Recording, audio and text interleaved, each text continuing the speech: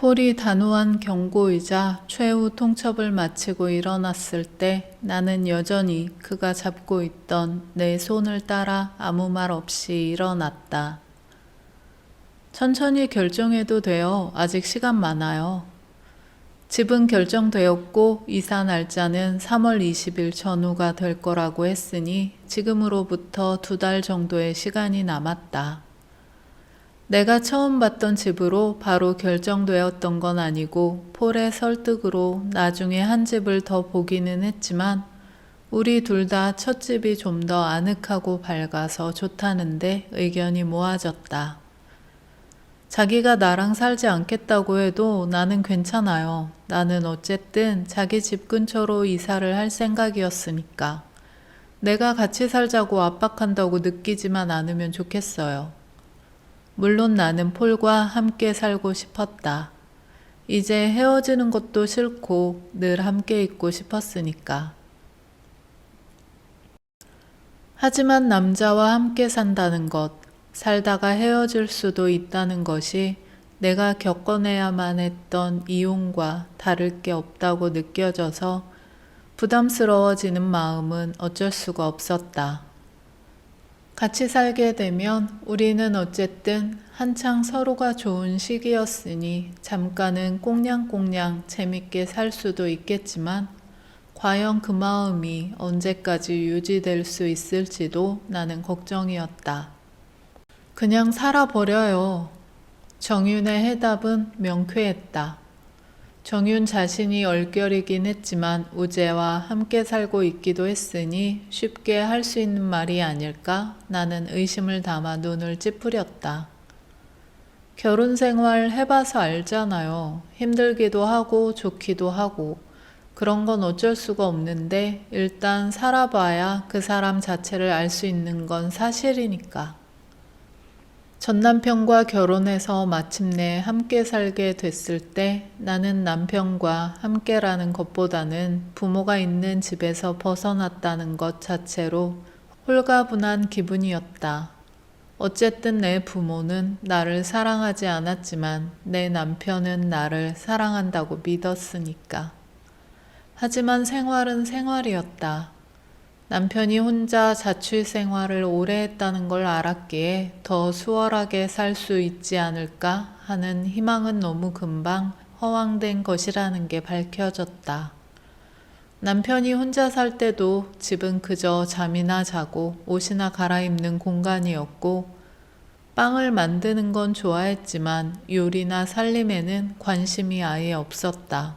소리내어 말하지만 않았을 뿐 집의 일이란 남자의 영역이 아니라고 생각하는 걸 분명하게 알 수 있었고 집을 그나마 살만한 공간으로 유지하는 데 들이는 모든 노력에 그는 전혀 개입하지 않았다.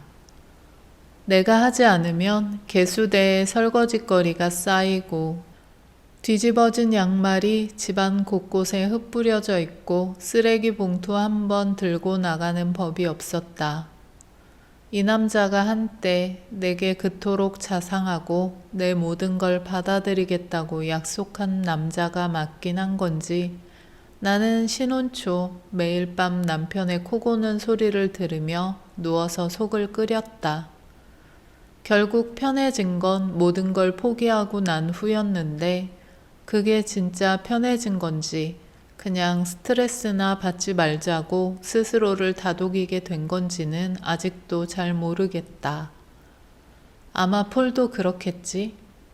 나를 사랑하고 내 마음을 얻기 위한 번지르르한 말과 행동은 언제 그랬냐는 듯 사라질 거고 내가 변했다고 말하면 원래 남녀 사이가 다 그런 거라며 나를 물정 모르는 사람 취급할 때도 오겠지? 좀 힘들긴 했는데 그래도 나 지금 좋아요. 응?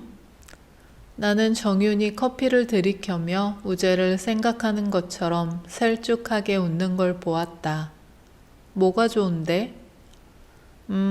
우리가 함께 잘하고 있구나 하는 생각이 드는 게 좋은 것 같아요.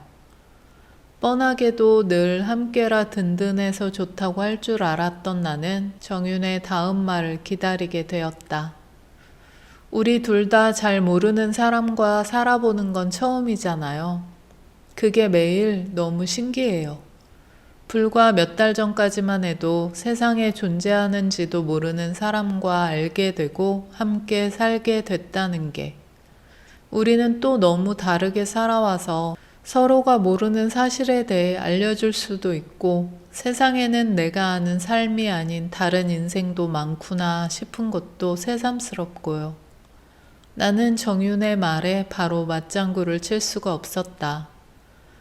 내가 매일 생각하는 그것, 내가 어쩌다 내 인생에서 이런 사람을 만났을까 하는 생각과 너무 일치하는 생각을 정윤이 하고 있었다는 게 너무 놀라웠기 때문이다. 폴과 나는 너무 다른 사람이었다.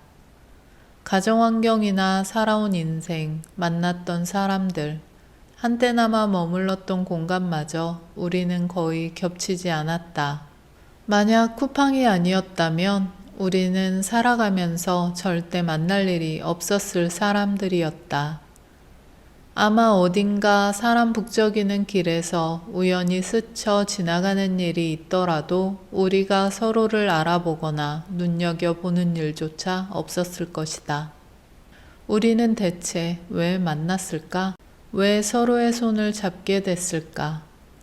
그게 인연이나 운명이라는 단어로 다 설명이 되고 이해가 가능한 일일까? 근데 저분 뭐 하는 거래요? 나는 생각에 잠겨 있다가 정윤이 턱짓하는 쪽으로 무심코 시선을 던졌다.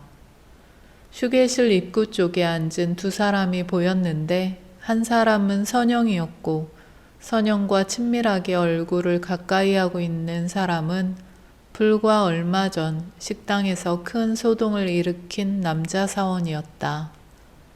두 사람이 대체 무슨 얘기를 하길래 저토록 가깝고 비밀스러운 분위기를 풍기는 건지 나와 정유는 어리둥절한 눈으로 마주 보았다. 무슨 꿍꿍이 속인지 정말 모르겠네. 정윤이 커피를 들이켜며 작게 하는 말이 커피컵 속에 울리듯 들렸는데 나는 불안하기도 하고 선영이 딱하기도 했다. 정윤의 말대로 무슨 꿍꿍이 속이 있는지는 몰라도 여전히 나에 대한 악의를 버릴 수 없구나라는 걸 짐작할 수 있었던 탓이었다. 사람을 미워하는 게 얼마나 큰 고통인지 선영이나 나나 모르지 않는데 왜 그 고통에 사로잡혀서 헤어나올 노력조차 하지 않는 건지 이해할 수가 없었다.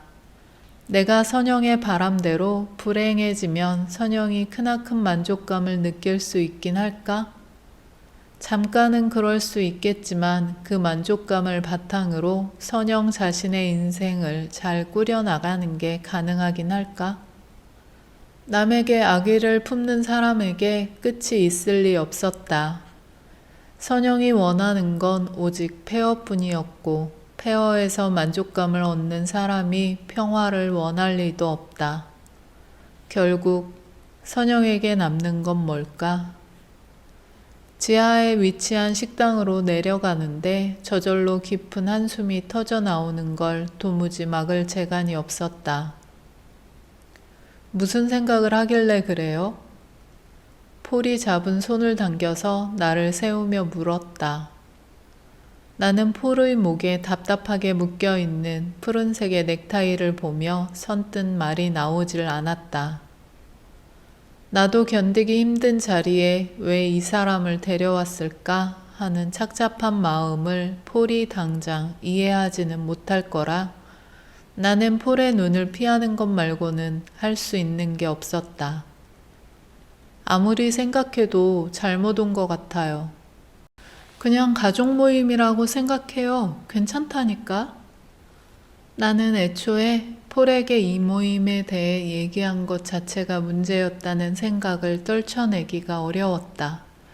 엄마의 생일이었고 겸사겸사 이번에 가족 모임을 할 거니까 꼭 참석하면 좋겠다는 언니의 말에 넘어가는 게 아니었는데 설사 모임에 참석하더라도 폴을 동반하는 건 정말 아니었던 것 같아서 앞으로 일어날 일에 대한 불안감이 가시질 않았다. 말이 가족 모임이지 모임에 참석하는 인원은 조촐했다. 언니와 형부, 그리고 오빠와 더불어 우재까지 오기로 했어도 소박한 모임이라 할 만했다. 언니는 우재의 일로 조금 마음이 변했다고 치더라도 여전히 내게 악감정을 갖고 있는 오빠를 어떻게 볼 거며 그동안 외면하고 살던 엄마의 생일 모임에 참석할 마음을 어떻게 먹었던 건지 나 자신이 너무 미워질 지경이었다. 우재가 네가 오면 자기도 모임에 오겠다고 했어. 그러니까 네가 좀 도와줘. 그냥 좋은 날이니까 그렇게. 네가 걱정하는 그런 일 없을 거야. 만약에 오빠랑 엄마가 또 그러면 애아빠랑 내가 꼭 막아줄게. 그냥 얼굴만 비춘다고 생각하고 와. 그래 줄 거지? 응? 진짜 이거 언니 부탁이야. 엄마를 보지 않고 살던 세월이 있고 엄마가 오빠 때문에 나를 불러 괴롭히던 참혹한 기억까지 있는데 언니는 어떻게 이런 부탁을 할 수 있는지 나는 납득할 수 없었다. 하지만 이런 얘기를 폴에게 털어놓았을 때 폴의 생각은 나와는 달랐다. 이게 좋은 기회가 될 자리일 수도 있다는 거였다. 무슨 기회요? 내가 떨떠름한 표정으로 반문하자 폴은 눈을 빛내며 설명했다. 내가 가족을 용서하라고 하는 말이 아니라 어떤 식으로든 완전히 정리할 수 있는 기회일 수 있다는 얘기를 하는 거예요. 자기 언니처럼 어떤 계기로 인해서 마음을 달리 먹을 수 있는 사람도 있지만 앞으로도 불시에 가족으로부터 공격당할 가능성은 남아있으니까요. 이번에 확실하게 정리를 하자고요. 사실 늘 내가 바라던 게 그거였다. 나는 엄마와 오빠를 완전히 포기했는데 그들은 나를 쉽게 놓아주질 않았다. 순종하고 얽매여 살았던 시간이 너무 길었던 건지 그들에게 그런 기억을 깡그리 잊으라는 것만큼 불가능한 일은 없는 것 같았다. 그들에게는 자신의 잘못을 대신 뒤집어 씌울 누군가가 항상 필요했고 나만큼 만만한 사람은 별로 없었다는 게 가장 큰 이유였을 것이다. 내가 같이 가줄게요. 가서 그동안 하고 싶었던 말 다 하고 더 이상 자기를 괴롭히지 못하게 깔끔하게 정리하고 오는 거예요. 명색이 가족 모임이었고 폴을 데려가겠다고 미리 말해두기는 했지만 폴이 정장을 차려입을 것까지는 없었는데 폴은 굳이 옷장에 오래 묵혀두었다던 양복을 꺼내 입고 넥타이까지 메고 나타났다. 그의 그런 모습이 새롭고 가슴을 두근거리게 만들기는 했지만 막막하고 무거운 마음 앞에서 폴의 달라진 외모가 주는 감흥은 쉽게 사그라들었다. 나 오늘 멋지지 않아요? 왜 그런 표정이에요? 벌써 애정이 식었나? 폴은 웃음기 없는 얼굴로 차에 오르는 나를 보고는 볼멘 말투를 가장해서 투정했고 나는 억지로 미소를 지었다. 멋있어요. 멋진데 나는 진짜 이건 아닌 것 같아. 폴은 더 이상 나를 설득하려 하지는 않고 차를 출발시켰는데 그의 얼굴에서 뭔가 비장함마저 엿보여서 나는 더 이상 아무런 말도 할 수가 없었다. 상호가 새겨진 간판이 현옥 현판을 흉내내어 달려있는 식당을 찾는 건 너무 쉬웠다. 간판과 함께 안과 밖이 모두 한옥을 본떠서 꾸며진 식당이었는데 중간에 사람들이 식사하는 모습이 보이는 널찍한 공간이 있었고 그 사이 양쪽으로 미닫이 문을 열고 들어갈 수 있는 프라이빗 룸이 있는 식당이었다. 우리는 직원의 안내를 받아 언니가 미리 예약해 두었다던 룸으로 들어갔는데 이미 상석에 엄마와 오빠가 불편한 표정으로 자리를 잡고 있었고 언니와 형부 역시 개운치 못한 얼굴로 앉아 있었다. 아직 우재만 도착하지 않은 상태였는데 폴은 방에 들어서자마자 허리를 깊이 숙여 내 가족들에게 인사했다. 처음 뵙겠습니다. 최선우라고 합니다. 처음 뵙지는 않지 우리가? 오빠는 특유의 비아냥거리는 말투로 폴의 인사를 받았는데 폴은 별로 개의치 않는 듯 소리내어 웃었다. 그냥 이번에 처음 만나는 걸로 하죠. 첫 만남의 기억이 별로 좋지도 않으니까요. 폴을 알아갈수록 그가 그리 사교적인 성격은 아니라는 걸 깨달았지만 이렇게 적대감이 흐르는 환경에 처했을 때 더 단단해지는 타입의 사람이라는 건 알게 되었다. 어떻게 우리 미진이 같은 애를 만나나? 허우대도 멀쩡해 보이는 사람이. 어떻게는요 그냥 첫눈에 반해서 이렇게 됐죠. 하하. 오빠와 엄마가 번갈아 날선 말을 던졌는데도 폴은 얼굴빛 하나 변하지 않았다. 때마침 전체 요리를 드리러 식당 직원이 들어왔기에 우리 모두는 잠시 휴전하듯 서로에게서 눈길을 떼어 상에 차려지는 요리들에만 눈을 고정시켰다. 전체 요리가 상에 깔리는 동안 우재가 훌쩍 큰 키를 숙여 문 안으로 들어섰고 우재를 본 언니의 표정이 묘하게 일그러졌다. 반가움과 원망, 울음을 터뜨릴까 웃음으로 맞이할까 결정을 하지 못하는 사람의 그런 얼굴이라 짠한 마음이 절로 솟아나는 것 같았다. 할머니 생신 축하드려요. 우재를 예뻐하던 엄마는 한박 웃음으로 우재를 보다가 퍼뜩 이럴 때가 아니라고 여겼는지 금방 얼굴을 구겼다. 자기 생일에조차 비틀린 마음을 풀어내지 못하는 엄마를 보며 나는 이 자리가 점점 더 불편해지기 시작했다. 그래, 쿠팡에서 일한다고? 네, 그렇습니다. 젊은 사람이 뭐가 부족해서 쿠팡을 다녀? 그거 벌이는 괜찮나? 폴이 얼마를 버는지 내가 정확히 알지는 못해도 남의 직업이나 직장을 후려치는 게 더없이 무례한 일이라는 것만은 잘 아는 터라 오빠를 쏘아보는 눈에 힘이 들어갔다.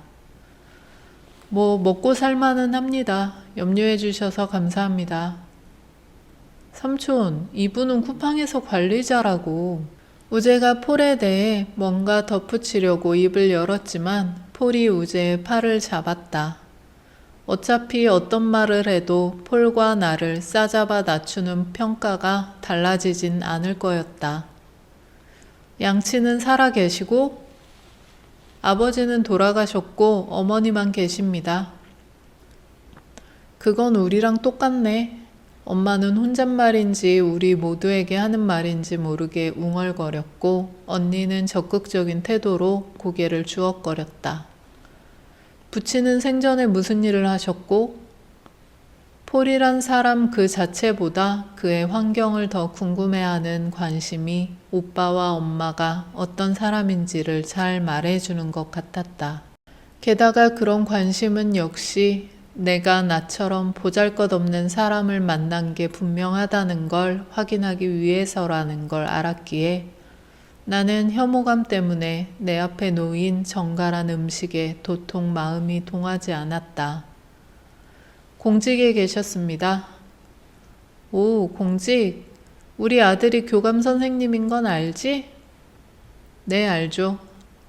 우쭐하는 엄마의 표정에 물든 듯 오빠의 얼굴에도 자부심이 떠올랐지만 그 자리를 지킬 수 있을지 없을지 모르는 상황이라선지 자부심은 금방 무너져 내렸다. 공직이라면 어떤? 그때까지 막 차려진 음식을 말없이 가장 열심히 입에 넣던 형부가 마침내 입을 열었다.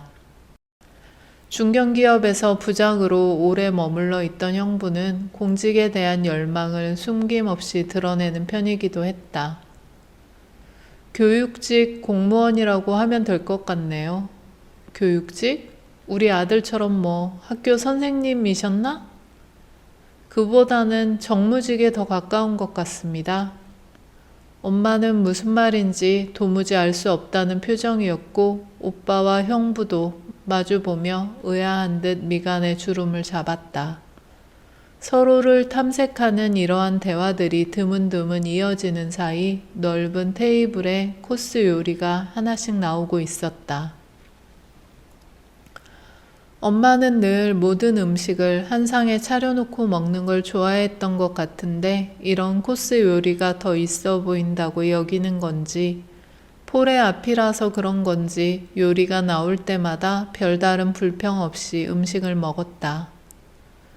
오늘 저희가 참석을 한 건 엄마 생신 축하한다고 오신 거죠? 우리도 다 잘 알죠. 살얼음판 같은 분위기를 불편해하던 언니가 폴의 말 중간을 가르며 끼어들었다. 폴이 무슨 말을 할 작정인지 나조차 몰랐지만 언니는 그게 이 분위기를 더 화기애애하게 만들어줄 말은 아니라는 걸 직감했던 것 같았다. 아니요. 생신은 축하드리지만 굳이 축하 때문에 찾아왔다고 말하기는 어렵습니다. 최선우가 아닌 엄격한 쿠팡의 관리자 폴의 어조가 뚜렷한 대답에 나를 비롯한 사람들은 모두 폴의 입만 주시하게 되었다. 어머니와 오빠분이 앞으로 다시는 미진 씨를 찾아오거나 부르지 않기를 바라고 당부드리고 싶었기 때문에 제가 굳이 여기 참석을 한 겁니다. 물론 언니분도 평범하거나 좋은 의도가 아니라면 갑작스러운 방문은 삼가 주셨으면 하고요. 나는 폴의 말에 동의했지만 너무 직설적인 내용에 충격을 받아서 그의 팔을 잡았다. 폴은 내가 잡은 손을 떼어내서 마주 잡더니 말을 이어갔다. 피가 섞였다고 모두 가족은 아니라는 거 여기 계신 분들 다 성인이니까 이해하실 수 있다고 믿습니다. 저는 미진 씨가 여러분과 잘 지내길 조금도 바라지 않아요. 아무리 가족이라도 잘 지낼 수 없는 사람들이 분명 있기 마련이고 여러분과 미진 씨가 그런 관계인 것 같거든요. 그냥 여러분들은 미진 씨가 세상에 없는 사람이라고 생각하고 사시길 바랍니다. 여러분들한테 무슨 안 좋은 일이 생기든 어떤 기분 나쁜 일이 생기든 세상에 없는 사람을 찾을 수는 없을 테니까요. 이게 대체 무슨 소리야? 네가 뭔데 우리 가족 일에 감나라 배나라. 오빠의 말이 끝나기도 전에 폴은 두툼한 도자기로 만들어진 물컵을 들었다가 소리가 크게 울리도록 탁자에 내려놓았다. 컵에 3분의 1쯤 남아있던 물은 당연히 넘쳐서 그의 손과 소매를 적셨고 어안이 벙벙해진 오빠는 할 말을 잃었다. 특히 오빠분은 절대 미진 씨 곁에서 다시 안 볼 수 있다면 정말 좋겠습니다. 폴의 눈길이 매서워지자 오빠는 분한 듯 입술을 깨물었지만 반박할 말이 금방 떠오르지 않는 듯 했다. 오늘이 마지막일 거예요. 미진 씨가 여러분을 가족으로 이렇게 보는 건. 너무 당황한 엄마는 내내 입을 해 벌리고 있다가 나를 향해 삿대질을 하기 시작했다. 전현 저거 대체 남자한테 무슨 말을 어떻게 속삭였길래 저 눈이 헷가닥 돌아가지고 여자 말만 듣고 저거. 폴은 오빠를 보듯 엄마도 쏘아보았지만 말은 억지로 참는 눈치였다. 모르긴 몰라도 폴이 막연하게나마 알았던 나와 가족들의 관계에 대해 더 잘 이해하게 된 것만큼은 분명한 것 같았다. 이들이 나를 어떻게 대했는지, 앞으로도 이들에게 개선의 여지란 절대 없을 거라는 것까지 모두 알게 된 폴이 원한 건 단 하나, 나와 가족들을 차단시키는 것 말고는 없었다. 폴이 단호한 경고이자 최후 통첩을 마치고 일어났을 때 나는 여전히 그가 잡고 있던 내 손을 따라 아무 말 없이 일어났다. 나와 폴이 방 밖으로 나온 후 미닫이 문이 드르륵 소리를 내며 닫힐 때까지 엄마와 오빠, 나머지 가족들에게서는 아무 소리도 들을 수 없었다. 너무 놀랐던 건지 기가 막혔던 건지는 몰라도 우리가 방을 나오고 나서야 오빠와 엄마가 앞다투어 욕을 내뱉는 소리가 들려왔다. 그만해 엄마, 오빠도 하는 언니의 음성에 뒤이어서 곧 언니를 타박하는 말들이 희미해지는 걸 들으면서 식당 입구에 섰는데 폴이 아차 하면서 잊은 게 있으니 잠깐 나가 있으라며 나를 떠밀었다. 식당 밖에서 잠깐 서성이자니 폴이 웃으며 나타났고 뭘 잊었냐는 말에 그는 망설이지 않고 대답했다. 밥값은 내고 가야죠. 폴의 차에 올라 집으로 향하는 길에 나는 폴이 의미한 밥값의 정체를 알 수 있었다. 우리가 미처 다 먹지도 못하고 나온 음식의 비용을 폴이 모두 결제하고 나온 거였다. 네 남친 보통 아니다. 언니가 폴이 뒤집어 놓은 분위기 때문에 일찍 자리를 파할 수밖에 없었다는 사실과 이미 폴이 모두 결제를 하고 나간 사실을 알리면서 폴에 대한 짤막한 감상을 전해왔던 것이다. 나는 생각에 잠겨서 한동안 말이 없는 폴의 얼굴을 힐끔거렸다. 남자친구라고 해서 폴이 꼭 내 보호자를 자처할 필요는 없다고 말한 적이 있지만 나는 오늘 폴의 역할이 내게 반드시 필요한 것이었다는 걸 부인할 수가 없었다. 말도 안 하고 그런 짓 저질러서 미안해요. 내내 마음에 담아뒀던 듯 폴의 조심스러운 목소리가 조용한 차 안에 흘렀다. 내가 더 미안해요. 다 나 때문에 그런 거니까. 평생 겪지 않아도 될 일이었을 텐데. 그럼 나 용서해 주는 거예요? 아마 내가 아무리 나를 내버려 두라고 했어도 우리 가족들은 내 말 듣지도 않았을 거예요. 앞으로 엄마랑 오빠가 어떻게 나올지는 모르지만 내 말은 안 들어도 자기 말은 들을 사람들인 건 확실하니까. 정말 그랬다. 나는 거짓이라고는 하나 없이 이 순간만큼은 폴이 든든하고 자랑스러웠다. 고마워요, 정말. 내 보호자가 돼줘서. 내 말을 들은 폴은 순간 목이 메는지 목을 가다듬었다. 사실 내가 정말 하고 싶은 말은 당신에게 짐이 되어서 미안하다는 말이었다. 하지만 충분히 고된 시간을 지나온 지금 우리가 주고받아야 할 말은 서로에 대한 고마움과 격려라는 생각이 들었다. 내가 내 진짜 가족과 결코 나누지 못했던 그것을 나는 지금 이 사람에게 받았고 그래서 되돌려 주고 싶었다. 이런 걸 가족이라고 말할 수 있는 거 아닐까? 내가 폴과 함께 살지 않는다고 해도 앞으로 우리 관계가 서로 원하지 않던 파국으로 치닫는다고 해도 어쨌든 지금은 내게 폴은 가족과 같았다. 고마워요. 나는 다시금 고맙다고 말했지만 그런 말로 표현해내기에는 도저히 주체할 수 없는 감정에 휩싸여 있다는 걸 알았다. 나도요. 내가 자기를 돌볼 수 있도록 허락해줘서 정말 고마워요.